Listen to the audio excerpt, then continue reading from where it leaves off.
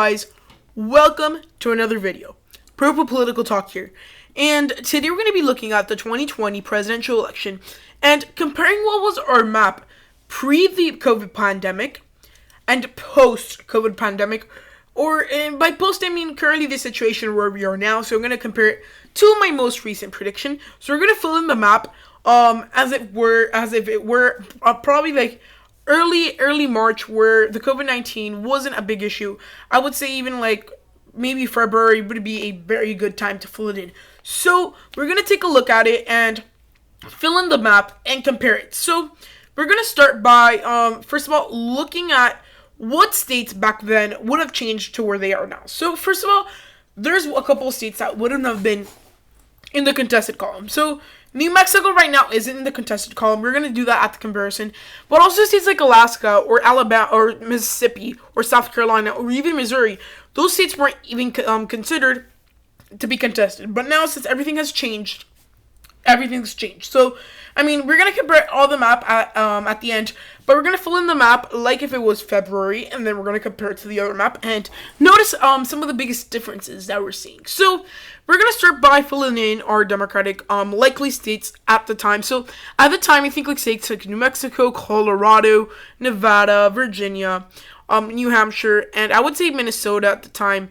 Those states, I would have argued, or not even Minnesota at the time, I think just those states were in the likely column for the Democratic Party back then. And honestly, Joe Biden was performing somewhat under par to where he is now. I mean, New Mexico is kind of going to be a safe state now, compared back in February where it wasn't as strong for the Democratic Party. And states like Nevada, Colorado, and Virginia have definitely strengthened. But instead of going by about 5 to 6 points, it's now going to go somewhere near the 10 to 15 point range, which is quite good for the Democratic Party. So, I mean, look, the race has definitely worsened for Trump. That's one thing I'm just going to say off of the bat. And when we're looking back then, I mean, general poll averages have them only behind by a couple points. Now it's by a lot more, which is not good for Trump, absolutely, however you put it. I mean, it's just very bad timing, I guess. If this would have happened in maybe 2 years, maybe the midterms would have been affected for the Republicans. But, I mean, the election would probably been back on track. So, we're going to start by, those are our likely states, and now we're going to look at our Republican likely states. So, at the time, I would say a state like Texas, or Iowa, and Ohio, and at the time, Georgia as well. Those are states that are looking like they would go in the 5 to 10 point range for Donald Trump. Those things have currently changed. We're going to talk about it in our prediction, comparing it to our regular prediction as of right now. And I mean, these areas, I mean, especially in the Sun Belt, that is where COVID-19 has been the hardest hit. Have all the Democratic governors in this area, because there's only a couple, have they performed outstanding? They've performed okay, but they've gotten the job done. So for many Sun Belt voters, they're very frustrated with the Republican voters, with governors. I mean, essentially, in Florida, you have Ron DeSantis. A lot of the Floridan voters are very frustrated with him. And then you have Georgia with Brian Kemp, that a lot of Georgian voters are frustrated against him. So we're going to see all that when we compare. But generally speaking, these areas, I mean, these are Republican states at their core, or have been trending Republican over the last couple of years. And if it wasn't for the pandemic, where I think a lot of factors would have had to been included, where especially in Ohio and Iowa, the economy was doing pretty good. You're starting to gain back some momentum that they had in the 80s and 90s due to the manufacturing industry. And, I mean, these areas were prospering. And Georgia and Texas, those states were supposed to be a lot closer. But I think through the pandemic and all these different things, the Trump campaign has lost support. So those are our likely states for both political parties. Let's go on to our lean states. So I'm just going to say something before we... I think this election, before the pandemic, there was going to be a very small amount of tilt states, but that has definitely changed. So, for the Democrats, where would they had lean states? So, I think, honestly, Minnesota, Michigan, I think at this point, maybe Pennsylvania as well, would have been in the lean column for the Democrats. Pennsylvania is one of the states that, like, back then, I was pretty, torn, because there was a big part of West Pennsylvania that was heavily favoring the president back in 2018 even, and that could have honestly really helped the president. But for this prediction, I'm just going to put it for this pre-COVID versus current situation. I'll put it in the lean column, and I would also put the state of Arizona. I mean, Arizona has kind of quietly been leaning a lot more blue, and at this point in time, back in 2020, but back in February, I thought that the election was going to be a lot closer than it currently is. So I mean, the lean states for the Democratic Party would have been the Rust Belt, excluding Wisconsin and Arizona. I mean, a lot of these states have completely shifted. Some have stayed the same. But all I'm going to say is that the Rust Belt was probably going to turn somewhat more Republican due to the economic growth. But still, there's going to be the group of voters that are probably going to exceed the number of 10,000 that would flip from the Republican column for Donald Trump to Joe Biden, if we're looking at how the situation of the country was back then, where we didn't have as many big issues. We were focusing more on pretty much healthcare, which, I mean, kind of came ironically because that's one of the big problems right now due to the pandemic. But and the economy is somewhat of a big topic, but, I mean, the economy was really doing very well before the pandemic, which, I mean, would have probably gained Donald Trump's very high marks in the Rust Belt. So, I mean, that is one area that would definitely be affected, as we're going to see with my other map. And Arizona's an area that's just been really hard hit by the COVID-19 pandemic. But, I mean, there was a point where Joe Biden started to lead by a lot bigger margins, right after the pandemic. But then, I mean, all those numbers are starting to come back down a little bit, so it's a lot more contested. So those are our lean Democratic states. And for the pre-pandemic scenario, now we're going to go through and fill in our Republican lean states. So I think pre-pandemic, states like Florida were in the lean column, and North Carolina were in the lean column. These states, I think there is no denying, they were solidly Republican, and the pandemic was, by solidly, I mean for how the states vote usually. These states had very good support for Donald Trump, considering how oftenly these states would be really contested. I mean, we've seen very close elections in the last couple of years in these states. Honestly, Donald Trump was gaining a lot of support in Florida. For my opinion, and what I've just seen and what I saw and observed in the state of Florida, where I traveled kind of before the pandemic, all around the state, and I saw a lot of different things. First of all, I saw a lot of support for Donald Trump. There was, I guess, very minimal support for Biden, or actually any other Democrat in the state of Florida. Yeah, there's some communities, but I think voter enthusiasm for Trump was a lot higher than the Democrats back in February, and I'm going to get through that when I kind of explain what has changed in all these different states.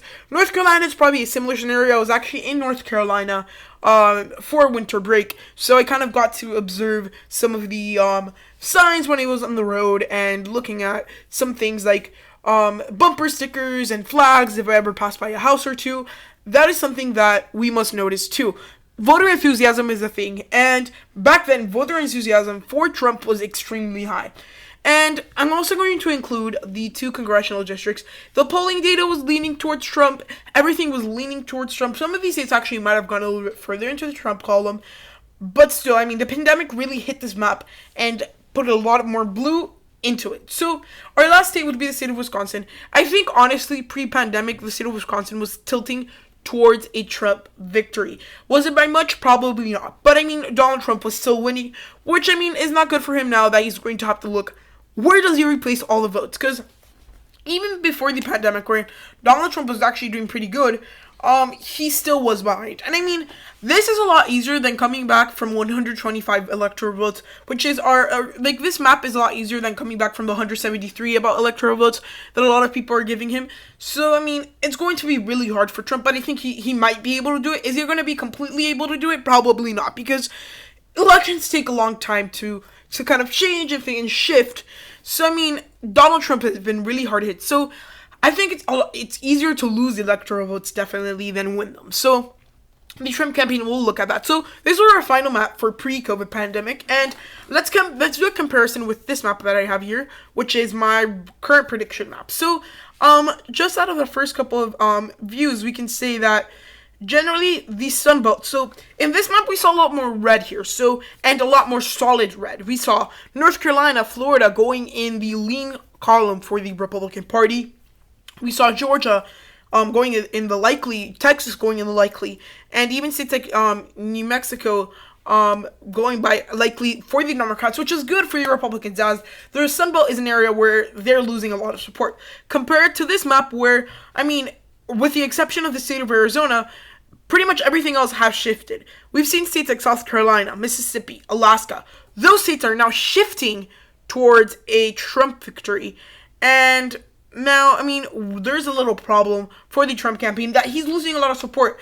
Texas and Georgia should have been states that the Republican Party shouldn't have been worried about losing.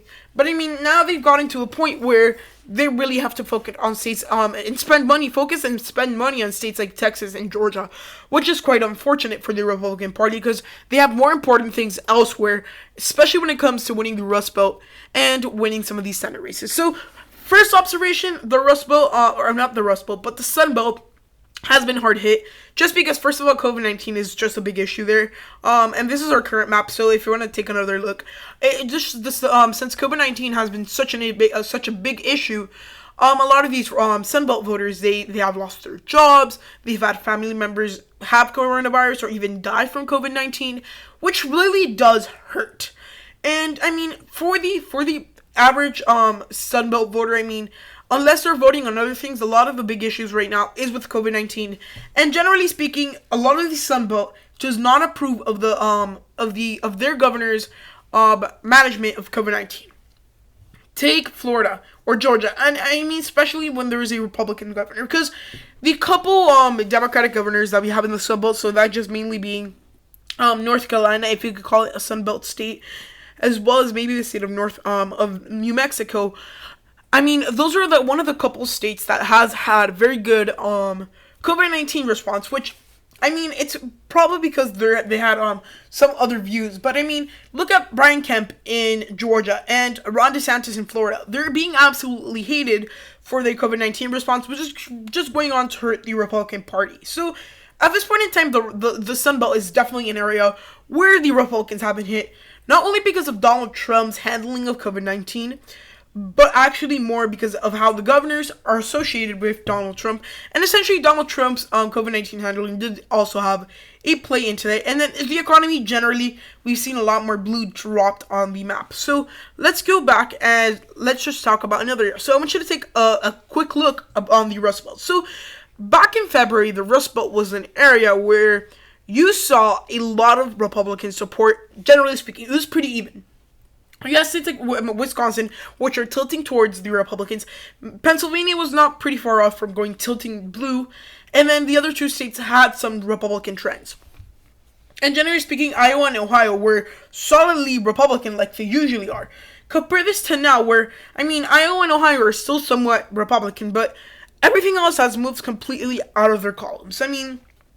Minnesota and Michigan, those states have now gone and moved over to the likely column for Joe Biden, and Wisconsin and Pennsylvania stayed but just moved a lot further into the lean column, and Wisconsin has moved now into the lean column for the Democratic Party.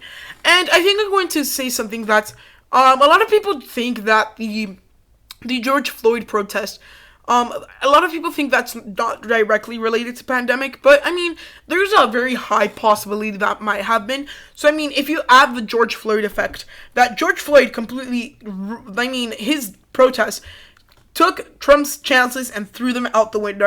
Any big reinforcements Trump was trying to do with his campaign were thrown out the window with the Black Lives Matter movement, which is going to show that Black Lives Matter is somewhat a more democratic organization.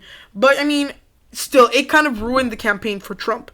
Isn't it in good, faith, or, that it happened for a reason? Everything happens for a reason, especially in politics. So, that's one big effect that even though, Black Lives Matter and that movement, although it can't be said completely directly to the pandemic, when people are locked up for so long, their heads start to spin.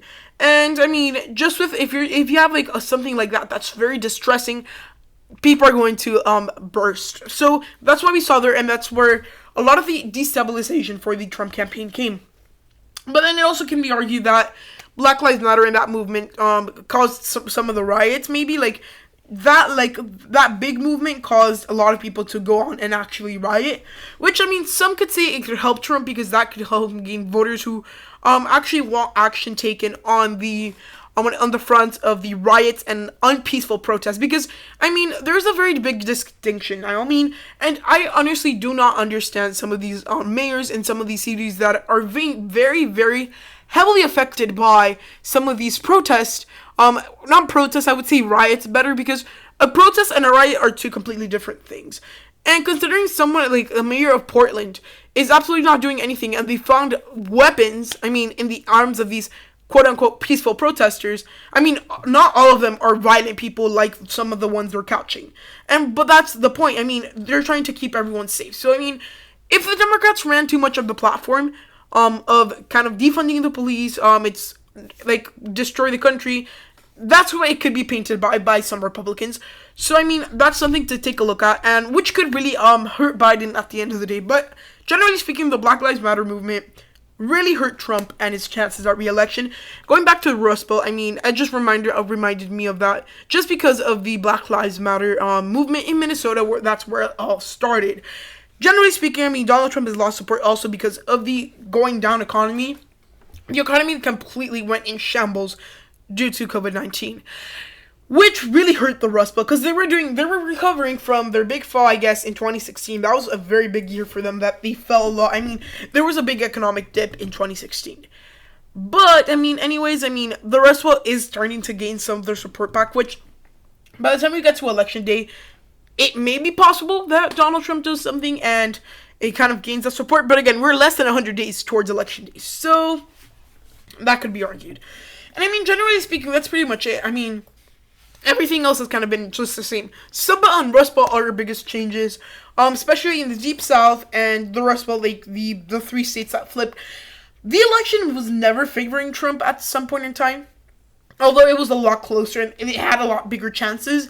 But Donald Trump wasn't he wasn't ever winning as a whole, just because of the different movements. And we kind of knew that. Usually he was an unpopular incumbent when we saw the midterms, but again, that can be argued, because usually when someone goes into office, their first midterms are usually horrendous. Look at the 2010 midterms for the Republican Party. They did pretty good. So, I feel like, honestly, it has to be said that although it's very exaggerated, I would say, the way that they over-exaggerated the blue wave in the midterms. There was a wave, but it wasn't as huge as some people would have thought. So maybe that shows Donald Trump still has some popularity. Nonetheless, is he the most popular president of all history? No. That's showing of his, because essentially COVID-19 was just the bursting point for Trump. He could have easily kept this map like this if he took the right actions, which he did not. And that's what's in turn made the map look like this. So, we can see a very big, distinct map.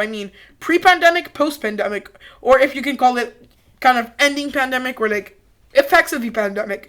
So, pre-pandemic, effects of the pandemic. That is something that we're going to see be a huge factor on this election. And, Joe Biden has, it's also a very good scenario for whoever's not in office. Because, a pandemic is a hard thing to control. And especially when it's something as new and something that we don't have the technology completely ready for. If a Democrat was in office, I would say that something similar would have happened. Whoever was in office, I guess it was just very unlucky for Trump that it was just on his turn and kind of ruined his re-election. But at the end of the day, America should come together and fix the pandemic problems. And generally speaking, it's going to be super politicized, but this is truly the outcome of the pandemic. I think completely ruined the election for Trump. Doesn't mean he's not even able to win. Yeah, he's still able to win. It's going to be a lot harder to get to victory. So this was a video, I explained everything, and I hope you guys enjoyed it. So remember to like and subscribe and turn on post notifications to get notified when I post my next video. Like and subscribe, and yeah, I hope you enjoyed the video, and goodbye.